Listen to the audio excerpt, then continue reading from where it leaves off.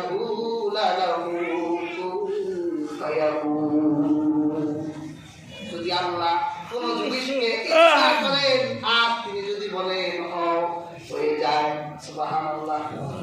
আল্লাহ সময় সৃষ্টি করেছেন, রাতের একটি অংশে আমার আল্লাহ সময়কে নিয়ন্ত্রণ করে তার হাবিবকে মেরাজ করাতে পারেন না? কারণ সময় নিয়ন্ত্রণ করেন তিনি, মানুষ সময় নিয়ন্ত্রণ করতে পারে না। মানুষ সময়কে ব্যবহার করতে পারে তার মেধা দিয়ে। এই জন্যই তো দেখেন না বিজ্ঞান কত আপডেট হয়েছে সময়কে ব্যবহার করে।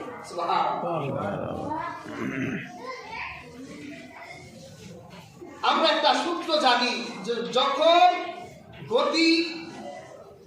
যখন বৃদ্ধি পায় তখন সময়ের মান কমে যায়। এক সময় একটা দৃষ্টান্ত দিই আপনাদেরকে। আমি রাজশাহীতে মাহফিল করেছি, গাড়িতেও করছি আবার বিমানেও করছি।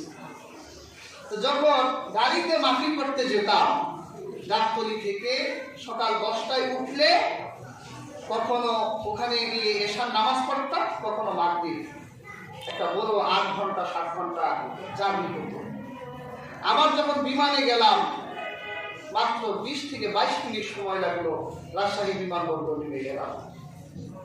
এটা কিসের কারণে? গতি যখন বৃদ্ধি পায় তখন সময়ের মান কমে যায়। প্লেনের গতি বেশি, সময়ের মান কমে গেছে। এই যে আমরা যে পৃথিবীটা দেখি, বিজ্ঞান বলছে পৃথিবীটার ব্যাস হলো 12,756 বর্গ কিলোমিটার। নীল আর্মস্ট্রং অ্যাপোলো 11 দিয়ে যে চাঁদের দেশে গেছে, বিজ্ঞান বলে এই রকেটটা দিয়ে যদি এই পৃথিবী ভ্রমণ করা হয় তাহলে 17 মিনিটে এই প্লেনটা পৃথিবীর এক ব্যাস থেকে আরেক ব্যাস ভ্রমণ করতে পারবে। আপনি যদি হাঁটা শুরু করতে কত বছর লাগতো? গতি বাড়ছে, সময়ের মান কমে গেছে।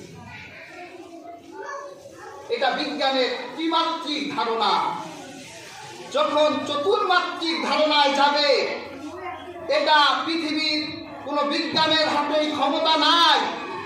পৃথিবীর বিজ্ঞান সময়কে ব্যবহার করতে পারে, আর আমার আল্লাহ সময়কে নিয়ন্ত্রণ করতে পারে। সময়ের চেষ্টা বিজ্ঞান বলছে যদি আমরা আলোর গতিতে যেতাম, 1 সেকেন্ডে 3 লক্ষ কিলোমিটার যায়।